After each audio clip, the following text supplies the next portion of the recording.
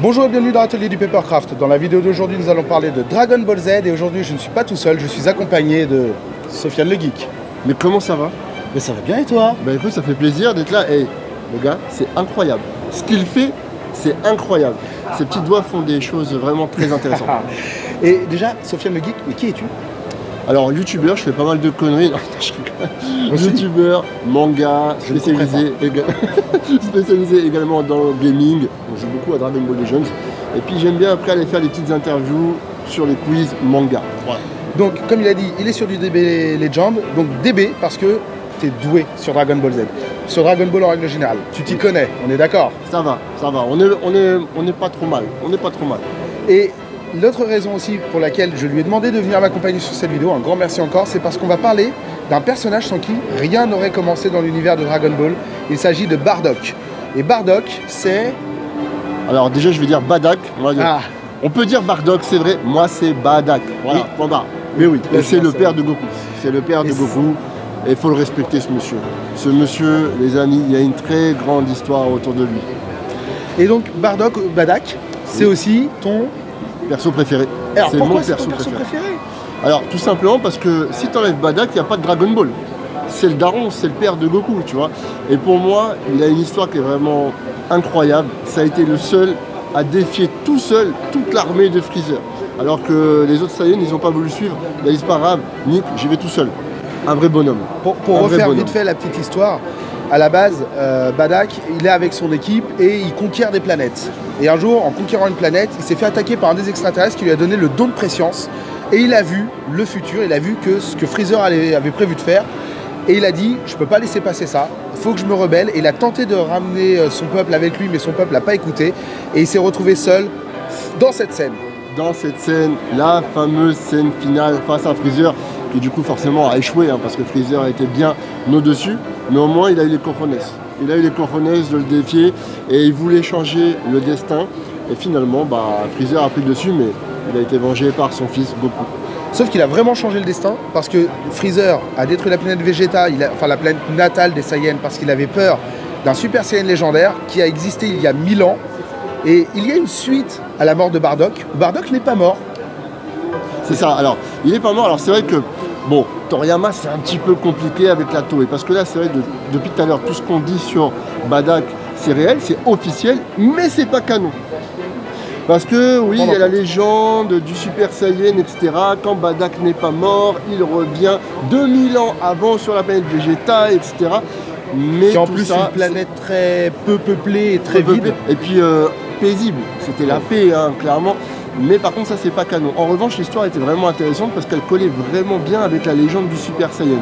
Après, on a eu Dragon Ball Super Broly avec l'histoire canon, cette fois-ci, de Badak, racontée par Toriyama lui-même, où ça changeait un petit peu. Dans DBZ, on avait un Badak qui s'en foutait clairement de son fils Goku.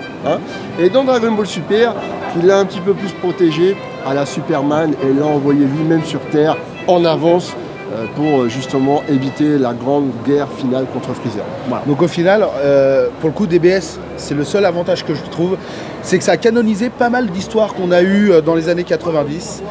Et mais c'est de la merde. Je fais rapport au... Alors vous ne le voyez pas, mais il y a notre... un technicien derrière qui a une casquette Dragon Ball. Voilà, la casquette. Voilà. Et c'est bon, merci. Merci la casquette. Voilà, j'ai donc décidé, moi j'avais fait ce personnage parce que je surkiffe aussi le personnage de Bardock. Alors il n'y a pas de mise au point automatique, donc c'est tout flou. Mais ils le verront de près après dans d'autres trucs. Et ce que j'aime beaucoup sur ce Papercraft, c'est qu'il a vraiment la pose sublime de quand il est face à Freezer. C'est peu de temps avant sa mort, c'est pour ça aussi que j'ai voulu la faire comme ça et elle est iconique en plus. Mais franchement, incroyable le travail qu'il a fait, les gars, c'est vraiment magnifique. T'as passé combien d'heures à faire ça? J'ai passé 11 heures. 11 heures de taf, les gars. Respect. Franchement, moi, en 11 heures, je crois que j'ai même pas fait la boule. Tu vois ce que je veux dire? Non, franchement, c'est magnifique. Dites-vous bien que ça, au moins, si derrière vous avez envie de vous faire des collections de mangas en tout genre ou quoi, vous les exposez dans une chambre ou autre. Et je trouve ça vraiment intéressant, surtout qu'en plus, ils peuvent te suivre justement. Et faut le suivre, les gars, parce qu'il vous apprend à faire du papercraft. Et en parlant d'apprendre, on va voir maintenant dans un autre plan où je suis chez moi, où je vais tout vous expliquer sur comment j'ai fait ce papercraft et où j'ai eu des problèmes. Encore une fois, merci beaucoup. C'était un plaisir, c'est super cool parce que toi en plus tu es un monstre de connaissances sur DB. Donc ça c'est cool, je suis heureux d'avoir pu t'avoir avec moi. Voilà. Un plaisir pour moi. Et merci au cadreur. Jean-Michel Cadreur, la casquette. Et merci à vous et à tout de suite pour la suite. Ciao. Et il est temps de voir en détail le papercraft. Et oui, là il s'agit d'un pixel art en perles à repasser que j'ai fait, mais je voulais vous montrer Bardock Super Saiyan parce que ouais, il claque. Et oui, moi je vais dire Bardock dans la deuxième partie. Et donc le voilà, le papercraft de Bardock, que là vous avez un peu plus en détail. Et pour information, je vais déjà flex un petit peu. Patrick Borg, qui est la voix française de Goku et de Bardock, m'a dédicacé ce papercraft. Voilà. Et déjà, je voudrais remercier Avshalom Gil, qui est celui qui a créé le papercraft. Un grand merci à toi. On va développer un petit peu, on va commencer par le support. À la base, le support est censé avoir aussi une base. Voilà, à la base, il y a une base, mais moi, je ne l'ai pas faite parce que j'avais pas envie de la faire.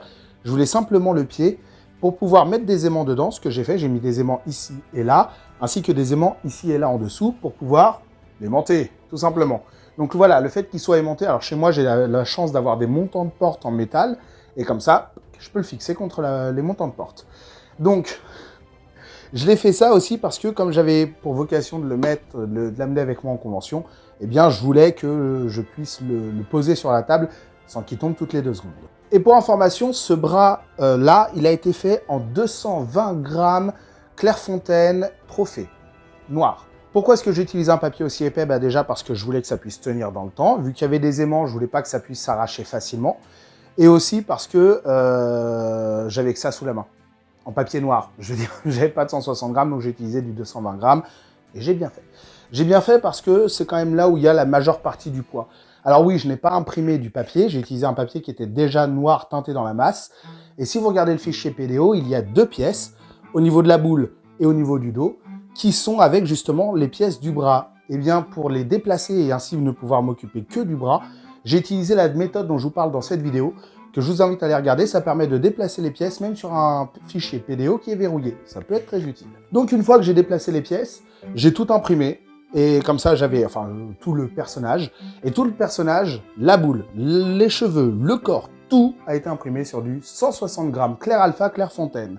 À mon sens, il n'y a pas de souci d'utiliser du 160 grammes et de varier avec du 110 grammes, etc. Il n'y a aucun intérêt parce qu'il n'y a rien de trop technique. Et par conséquent, vous pouvez aussi utiliser du 180 grammes Canson. Je vous ai fait aussi une grosse vidéo sur le papier, justement, que vous pourrez trouver juste ici. Et dans cette vidéo, je vous explique quelle est la différence, justement, entre le Clairefontaine et le Canson. Pourquoi est-ce que j'utilise ces 2 marques-là, précisément. Pour en revenir au Bardock, j'ai utilisé du 160 grammes entièrement. J'ai eu quelques petites difficultés dans les cheveux, mais j'ai commencé par ça et je l'ai fait en descendant. Les languettes sont pas toujours très bien placées.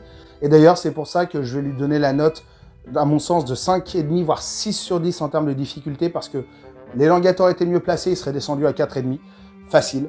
Mais en soi, le seul truc qui est chiant, c'est ça, mais il y a un gros défaut à ce papercraft, qui est facile à corriger, je vous rassure. Quand on regarde le papercraft, la boule d'énergie est dans la bonne main, la cassure sur l'armure est du bon côté, au niveau du cœur, seulement la cicatrice sur le visage était du mauvais côté. Je dis bien était, puisque là, elle est du bon côté, mais à la base, tel que vous allez l'imprimer, la cicatrice sera sur la joue droite, hors la cicatrice de Bardock, et sur la joue gauche. Comment j'ai corrigé ça? Eh bien, tout simplement, une fois que j'ai fait le papercraft, j'ai réimprimé uniquement le visage, que j'ai mis en image miroir sur mon ordinateur, et j'ai imprimé uniquement le visage, sans les languettes, sans rien, que je suis venu recoller par-dessus, et pour le coup, j'ai utilisé du 110 grammes, parce que je voulais une épaisseur très fine, j'aurais très bien pu utiliser du 80 grammes d'imprimerie classique. Donc le visage, eh bien, il va être soit à réimprimer en plus, soit prévoir de faire une image, puis de modifier l'image pour juste inverser le visage, etc., etc. Le visage a été recollé par-dessus l'ancien visage pour pouvoir avoir la cicatrice du bon côté. Seulement, les gouttes de sang, enfin les taches de sang qui est au niveau du visage ne sont plus raccord puisque celle-ci est en raccord avec la tache de sang qui se trouve ici. Donc prenez un petit feutre rouge et puis recréez les petites taches de sang, histoire de joindre le tout simplement, voilà. Et pour rester dans les petits problèmes de construction, eh bien c'est au niveau de la section entre le dos et le pilier, le cône, le bras, la plateforme, tout ce que vous voulez, la base, le support.